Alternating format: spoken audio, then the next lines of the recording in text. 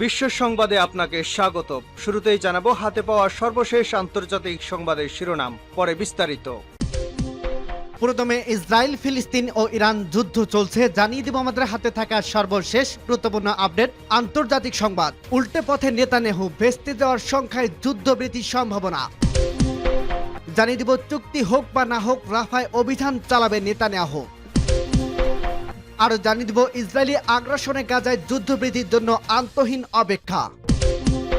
এবং আরো জানিয়ে দিব ফিলিস্তিনের ধাওয়া খেয়ে দৌড়ে পালালেন জার্মান রাষ্ট্রদূত। এদিকে ইসরায়েলের জার্মানি অস্ত্র বিক্রির উপর নিষেধাজ্ঞা দিতে আইসিজির অস্বীকৃতি।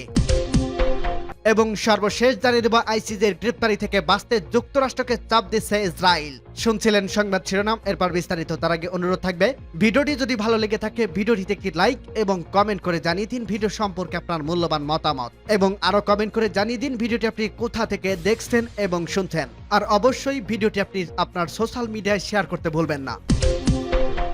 উল্টে পথে নেতানিয়াহু, ভেস্তে দেওয়ার সংখ্যায় যুদ্ধবৃদ্ধির সম্ভাবনা।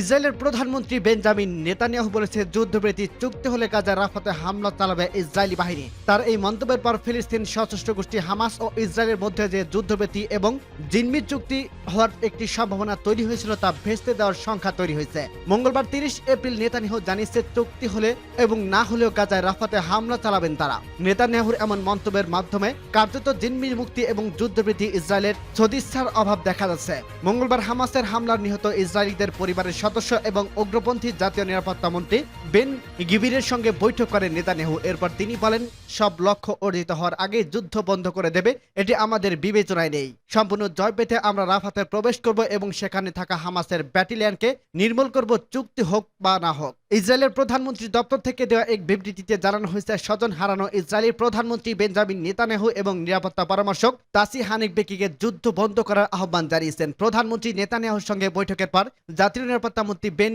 গিভির একটি ভিডিও বার্তা দেন। এতে তিনি বলেন, নেতানিয়াহুকে যুদ্ধ বন্ধ না করতে এবং বিপজ্জনক চুক্তির সম্মান হতে সতর্ক বলছে। প্রধানমন্ত্রী আমরা কথা শুনছেন এবং কথা দিয়েছেন ইসরায়েলের রাফাতে যাবে এবং যুদ্ধ বন্ধ করবে না। আমি মনে করি প্রধানমন্ত্রী বেশ ভালোভাবে বুঝতে পেরেছেন যদি এসব না হয়ে এটির অর্থ কি হবে। বেন গিভির ছাড়াও ইসরায়েলের অর্থমন্ত্রী সমরিস হুমকি দিয়েছেন, যদি রাফাতে হামলা চালানো না হয় এবং যুদ্ধ বন্ধ করে দেওয়া হয় তাহলে সরকার ভেঙে দেওয়া হবে। গত শনিবার মার্কিন সংবাদ মাধ্যম এক্সিউজ জানায়, হামাসের কাছে থাকা জিম্মিদের ছাড়িয়ে আনতে যুদ্ধ বন্ধ করে দিতে রাজি হয়েছে ইসরায়েল। এরপর চুক্তির একটি সম্ভাবনা তৈরি হয়, তবে এই সম্ভাবনা আজ অনেকটাই ক্ষীণ হয়ে আছে। ইসরায়েলি আগ্রাসন থেকে গাজায় যুদ্ধবৃদ্ধির জন্য আন্তহীন অপেক্ষা। গাজা ইসরায়েলি অব্যাহত হামলার মুখে প্রতিদিনই নারী ও শিশু সহ বেসামরিক মানুষের মৃত্যুর মিছিল দীর্ঘ হচ্ছে।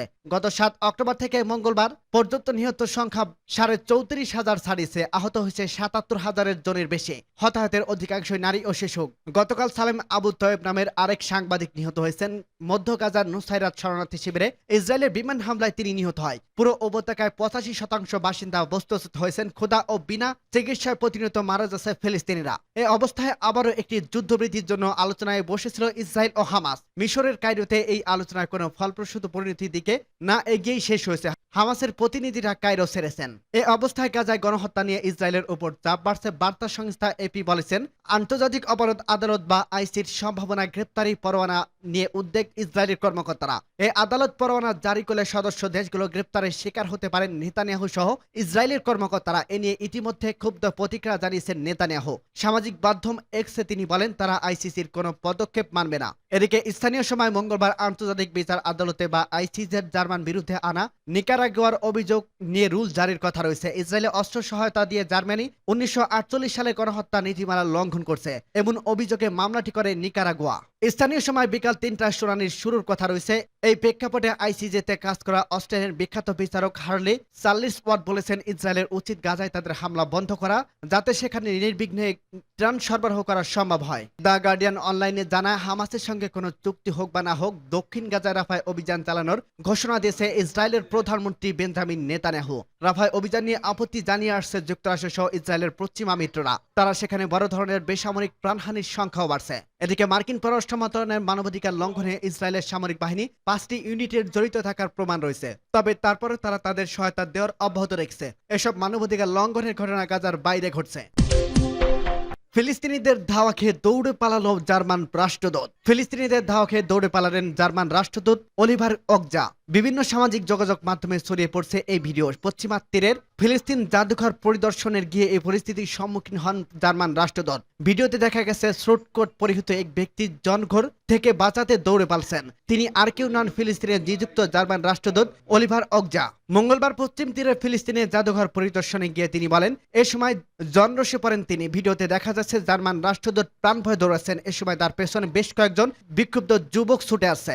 জনরোষ থেকে বাঁচাতে দৌড়ে নিজের গাড়িতে আশ্রয় নেন জার্মান রাষ্ট্রদূত। গাড়িতে ওঠার পর তার গাড়িকে লক্ষ্য করে ইট পাটকেল নিক্ষেপ করার ঘটনাও ঘটে। ওই সময় গুলির শব্দ শোনা যায়। এদিকে এই ঘটনার পর সামাজিক যোগাযোগ মাধ্যম এক্সে একটি পোস্টে লিখেছেন ফিলিস্তিনে নিযুক্ত জার্মান রাষ্ট্রদূত অলিভার অগজা লিখেছেন, শান্তিপূর্ণ প্রতিবাদ ও সংলাপের জায়গায় সব সময় থাকে, তবে বিরজিতের জাতীয় জাদুঘরে ইউরোপীয় ইউনিয়নের মিশন প্রধানের বৈঠকে প্রতিবাদকারীদের জন্য বাধাগ্রস্ত হয় আমরা দুঃখিত। তিনি আরো লেখেন, তবুও আমরা আমাদের ফিলিস্তিনি অংশীদারীদের সঙ্গে গঠনমূলক কাজ করতে প্রতিশ্রুতিবদ্ধ।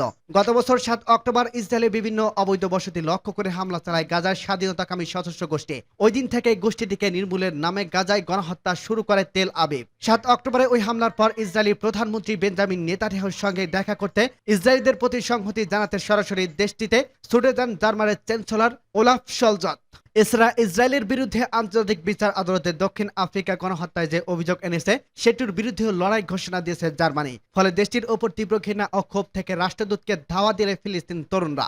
গাজায় ইসরায়েলি বিমান হামলায় ধসে পড়ছে শত শত ভবন। এসব ভবনের ধ্বংসস্তূপের নিচে পড়ছে প্রায় 10,000 মরদেহ পচে যাচ্ছে। প্রয়োজনীয় সরঞ্জাম না থাকায় ধ্বংসস্তূপের নিচে পড়ে এসব মরদেহ উদ্ধার করা যাচ্ছে না বলে জানিয়েছেন উপত্যকার স্বাস্থ্য মন্ত্রণালয়। ইসরায়েলে জার্মানি অস্ত্র বিক্রির উপর নিষেধাজ্ঞা দিতে আইসিজিতে অস্বীকৃতি। আন্তর্জাতিক বিচার আদালত আইসিজে ইসরায়েলের জার্মানির অস্ত্র বিক্রির উপর জরুরি পদক্ষেপ গ্রহণ করে রায় দিতে অস্বীকৃতি জানিয়েছেন। তবে নিকারাগুয়ার দায়ের করা মামলাটি খারিজ করে দিতে জার্মানির অনুরোধ বাতিল করে দিয়েছে আদালত। মঙ্গলবার আদালত 15 থেকে একটি ভোটে এই রায় দেয়। আইসিজের প্রিজাইডিং বিচারক নওফেল সালাম তার রায় বলেন, জরুরি ক্ষমতা ব্যবহার করে রায় দেওয়ার মতো পরিস্থিতি সৃষ্টি হয়নি। তবে 16 সদস্য বিশিষ্ট আদালত জানায় তারা নিকারাগুয়ার দায়ের করা মামলাটি নিয়ে উভয় পক্ষের বক্তব্য আরো শুনবে, আর এতে কয়েক মাস সময় লেগে যেতে পারে। সালাদ বলেন, আদালত গাজা উপত্যকায় ফিলিস্তিনিদের জীবনযাপনের বিপর্যয়কর অবস্থার উদ্বিগ্ন, বিশেষ করে খাবার এবং অন্যান্য মৌলিক প্রয়োজনীয় সামগ্রী থেকে ব্যাপকভাবে তাদের বঞ্চিত হওয়ার কারণে তারা উদ্বিগ্ন। তিনি আরো বলেন, সদস্য সংঘাতে জড়িত পদক্ষেপের কাছে অস্ত্র হস্তান্তরে আন্তর্জাতিক বাধ্যবাধকতার সব দেশের মেনে চলা উচিত, কারণ এতে আন্তর্জাতিক আইন লঙ্ঘন করার সুযোগ থাকে। উল্লেখ্য, জার্মানি হলো ইসরায়েলের অন্যতম সামরিক সম্ভার রপ্তানিকারক দেশ। নিকারাগুয়া আদালতের দায়ের করা মামলার অভিযোগ করে যে জার্মানির দেওয়া অস্ত্র গণহত্যায় ব্যবহার করা হচ্ছে। জার্মানির এই অভিযোগ অস্বীকার করে জার্মান পররাষ্ট্র দপ্তরের অফিস এক্সে আইসিজের রায়কে স্থগিত জানিয়েছে। সূত্র আল জাজিরা। আইসিজের গ্রেপ্তারি থেকে বাঁচতে যুক্তরাষ্ট্রকে চাপ দিচ্ছে ইসরায়েল। আইসিজের গ্রেপ্তারি বিষয়ক সংবাদগুলো সন্দেহের সাথে পড়া উচিত বলে সতর্ক করছেন মধ্যপ্রাচ্য বিষয়ক বিশ্লেষক ও প্রত্যক্ষ সাংবাদিক অ্যান্টনি লোয়েনস্টাইন। তিনি বলেন, আন্তর্জাতিক অপরাধ আদালত আইসিজে শীঘ্রই ইসরায়েলের সিনিয়র কর্মকর্তাদের জন্য গ্রেপ্তারি পরোয়ানা জারি করতে পারে মর্মে প্রতিবেদনগুলো সন্দেহের সাথে পড়া উচিত, কারণ এটি স্পষ্ট নয় যে সংবাদগুলো ইসরায়েলের সূত্রে আসছে নাকি বাইরের কোনো সূত্র থেকে আসছে। হতে পারে এই মাধ্যমে তারা মার্কিন যুক্তরাষ্ট্রের উপর চাপ সৃষ্টি করতে চেষ্টা করছে। মঙ্গলবার 30 এপ্রিল কাতার ভিত্তিক গণমাধ্যম আল জাজিরার এক প্রতিবেদনে এ তথ্য জানানো হয়েছে। প্রতিবেদনে আরো বলা হয়েছে, লেন স্টাইন বলেছে, মার্কিন যুক্তরাষ্ট্র বছরের পর বছর ধরে আইসিজিকে ঘৃণা করছে, কারণ তারা চায় না যে তাদের নিজস্ব সৈন্য জেনারেল বা রাজনীতিবিদদের বিচারের মুখোমুখি করা হোক। এর উদাহরণ হিসেবে ইরাক ও আফগানিস্তানের গত 20 বছরের ঘটনাবলী দেখা যেতে পারে। সূত্র আল জাজিরা।